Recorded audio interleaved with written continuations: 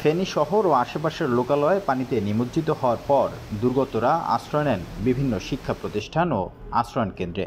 জেলায় যোগাযোগ ব্যবস্থা ভেঙে পড়ায় আশ্রয়কেন্দ্রের সংখ্যা ও আশ্রিত ব্যক্তির পরিমাণ জানতে পারেনি প্রশাসন।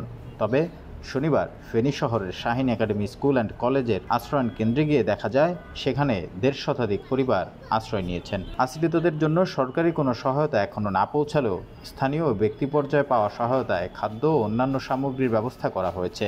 কেন্দ্রটিতে জেনারেটরের মাধ্যমে সার্বক্ষণিক বিদ্যুৎ সরবরাহ থাকায় পর্যাপ্ত আলো বাতাস পেয়েছে আশ্রিতরা। যথাসময়ে খাবার ও নাস্তা পেয়ে সন্তোষ প্রকাশ করেছেন তারা। আমাদের বাড়িঘর ডুবে গেছে, আমরা এখন শাহিন একাডেমি কলেজে আছি। আমরা সব ডুবে গেছে, আমরা শাহিন একাডেমি স্কুলে উঠছি।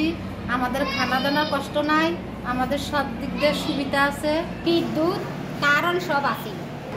আমরা কোনো খানা দানার বিদ্যুতের কোনো অসুবিধা হয় না। আশ্রয় কেন্দ্রটির কর্তৃপক্ষ বলছেন, বৃহস্পতিবার থেকে স্কুলটিতে বন্যা দুর্গতরা আশ্রয় নেন। তারা সাধ্যমতো ব্যক্তিগত, স্থানীয় ও কয়েকটি জেলা থেকে প্রাপ্ত তহবিল দিয়ে তাদের সেবা করে যাচ্ছেন। শাহিন একাডেমি স্কুল কলেজের যে আশ্রয়ন কেন্দ্র গত বৃহস্পতিবার থেকে আমাদের চালু আছে। এখানে ১৫০ জন ফ্যামিলির সর্বোচ্চ নিরাপত্তা সহকারে লাইট, ফ্যান, বিদ্যুৎ, জেনারেটর যা সব আমরা ওকে রেখেছি।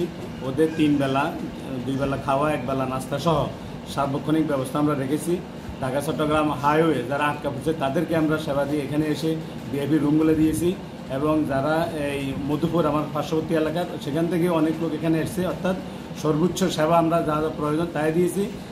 রাজধানী ঢাকা সহ ফরিদপুর সহ বিভিন্ন এলাকার লোকজন এখানে কন্ট্রিবিউট করেছে।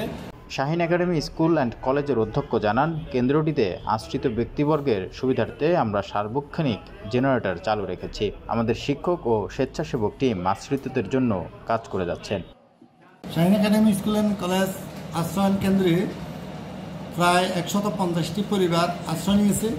এছাড়া পার্শ্ববর্তী এলাকাসমূহের কিছু লোক ভ্রাম্যমাণভাবে এখান থেকে জিনিসপত্র নিয়ে তারা চলে গেছে।